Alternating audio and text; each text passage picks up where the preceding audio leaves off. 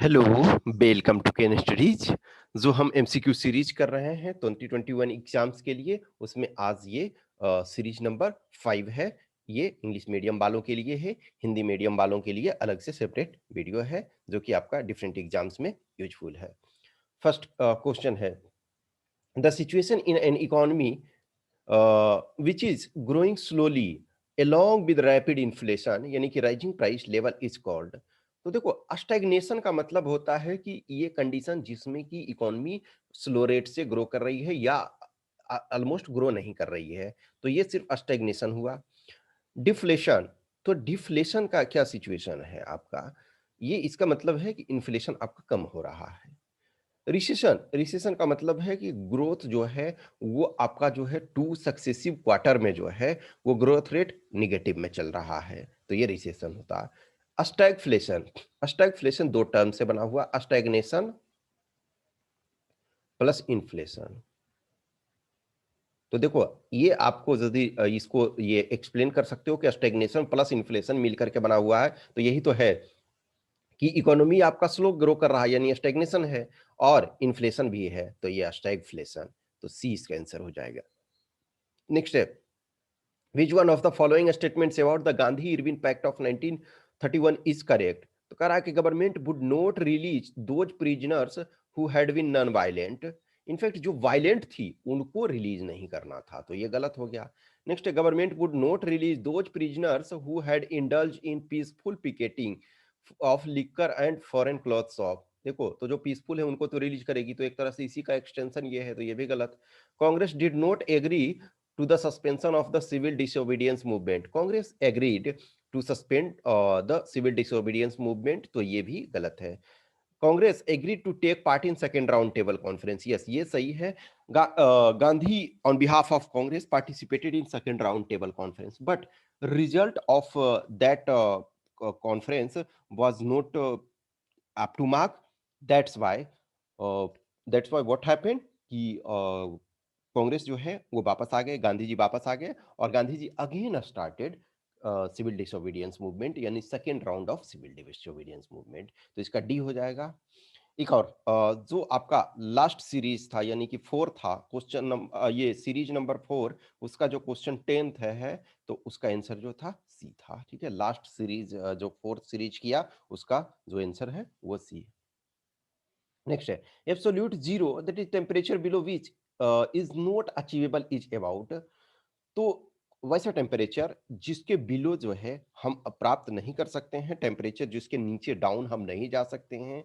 देखो, किसी चीज का टेम्परेचर कम होना इसका मतलब उससे हीट रिलीज हो रहा है, इससे हीट निकाला जा रहा है किसी भी ढंग से, आइदर आप प्राकृतिक रूप से हो, नेचुरल रूप से हो, या फिर आपका आर्टिफिशियल तरीके से हो। जैसे एग्जाम्पल के तौर पे आप देखोगे कि गर्मी जब आता है तो इसका मतलब क्या है, गर्मी आ रहा है तो टेम्परेचर बढ़ रहा है ना, तो इसका मतलब है हीट गेन कर रहा है, एनर्जी गेन कर रहा है, तो उसका टेम्परेचर बढ़ रहा है। एनर्जी लूज हो रहा है तो टेम्परेचर डाउन हो रहा है। तो एब्सोल्यूट जीरो इसका मतलब उससे नीचे जा नहीं सकते हैं, तो ये आपका क्या है, -273 डिग्री सेंटीग्रेड। इनफैक्ट जो होता है -273.15 समथिंग होता है degree centigrade.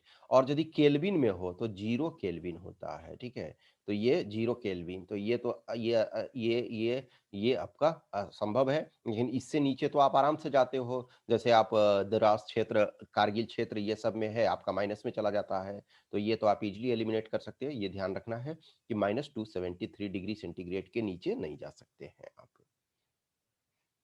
Consider the following statements with respect to world Hindi day. तो it is celebrated on 10th January. Yes, ये सही है। First world Hindi conference was held in 2006 Nagpur, ये भी सही है।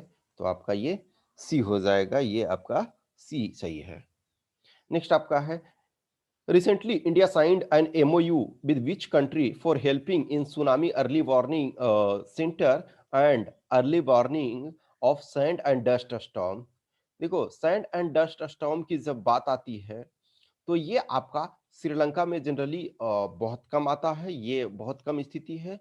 और फिर आपका जो है जापान में सैंड और डस्ट का बहुत कम प्रॉब्लम। लेकिन देखो, ये सुनामी अर्ली वार्निंग, तो सुनामी अर्ली वार्निंग जो इजराइल में सुनामी का समस्या, वो उस ढंग का है ही नहीं। ठीक है, तो अब ऑब्वियसली है, थोड़ा है लेकिन बहुत ज़्यादा नहीं है अब उसके पास। तो कहीं न कहीं आपका ये जो है यूनाइटेड अरब एमिरेट्स और आपका ये जो है आंसर हो जाएगा। क्योंकि सैंड डस्ट का जो ये आपका प्रॉब्लम है, ये यूएई में बहुत ज़्यादा है। तो दोनों को आपको कंबाइंड ये समझना है। नेक्स्ट आपका है uh, with reference to Indian history, the members of Constituent Assembly from the provinces were directly elected by the people of those provinces. No, directly elect नहीं हुए थे. At that time, voting percentage was just means adult franchise, universal adult franchise was not there. Only 10 to 12% people were eligible to vote. तो ये आपका गलत हो गया. Nominated by the Indian National Congress and the Muslim League. No, this is not wrong. Correct, wrong. Elected by the provincial assembly. Yes, they were elected by provincial assemblies, means indirect election was there. Selected by the government for their expertise in constitutional matter. No, देखो government ने already एक तरह से ये बोला था कि जो इंडियंस हैं वही कॉन्स्टिट्यूशन बनाएंगे, तो फिर गवर्नमेंट के सेलेक्ट करने का उसका कोई मतलब नहीं था। तो ये आपका जो है सी आंसर हो जाएगा इसका। नेक्स्ट आपका है which one of the following is the correct sequence about various level of organization of biosphere। तो बायोस्फेयर क्या है कि जहां जीव मंडल, जहां जो है जो लाइफ कैन सस्टेन, तो लाइफ कहाँ सस्टेन कर सकता है, जहां की तीनों चीज मिले, एयर, वाटर और लैंड। अब ये एग्जैक्ट नहीं है कि हर वो सिचुएशन में ऐसा ही हो। अब जैसे कुछ ऐसी जो है सिर्फ सपोज फिशेस हैं, तो फिशेस वो वाटर में रह रही हैं लेकिन उन्हें एयर चाहिए होता है। अदरवाइज जो बायोस्फीयर है उसमें आपको प्रॉपर तीनों होना होता है। तो आपका सबसे छोटे लेवल पे क्या है, ऑर्गेनिज्म है, यानी कि एक सिंपल ऑर्गेनिज्म है। फिर ऑर्गेनिज्म का कलेक्शन आपका पॉपुलेशन है, डिफरेंट पॉपुलेशन का कलेक्शन आपका इकोसिस्टम, और डिफरेंट इकोसिस्टम का कलेक्शन जो है वो आपका बायोस्फीयर है सबसे अपेक्स लेवल पे। तो इसका डी आंसर हो जाएगा। Next the IST means Indian Standard Time Meridian 82.5 degree east passes through a number of states in India. Which one of the following states of a state is correct in this respect? तो Uttarakhand, no, Uttarakhand से पास नहीं करता है, तो ये आपका गलत हो गया।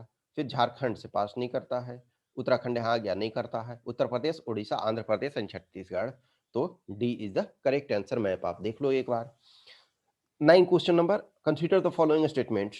An amendment to the Constitution of India can be initiated by the introduction of a bill in the Lok Sabha only. No, Lok Sabha, Rajya Sabha किसी में introduce किया जा सकता है, और in some circumstances it can also initiated from a state legislature. So first is incorrect. Next, if such an amendment uh, seeks to make changes in the federal character of the constitution, the amendment also requires to be ratified by the legislature of all the states of India. No, ये all the states नहीं, at least half। तो ये भी गलत हो गया, तो D इसका आंसर हो जाएगा। Last question, consider the following statements. Union territories are not represented in the Rajya Sabha. It is within the purview of the Chief Election Commissioner to adjudicate the election disputes. According to Constitution of India, the Parliament consists of Lok Sabha and Rajya Sabha only. आपको इस question का answer comment box में बताना है। I hope you are enjoying this session. और last का जो already मैंने बताया, लास्ट सीरीज था उसका जो लास्ट क्वेश्चन 10th नंबर था, उसका सी आंसर है, और इसको आपको बताना है। इस 9 क्वेश्चन के आंसर की यहाँ दिए हुए हैं, 10th को आपको कमेंट बॉक्स में बताना है। I hope you are enjoying this session. यदि आपको अच्छा लगता है तो आप लाइक करें, कमेंट करें, अपने दोस्तों के साथ शेयर करें, और जो भी सजेशंस वगैरह है, आपको खराब लगता है तो आप खराब ही बोलें, लेकिन एटलीस्ट हम चाहेंगे कि इसमें आप एंगेजमेंट अपना दिखाएं। ठीक है, ओके, थैंक यू।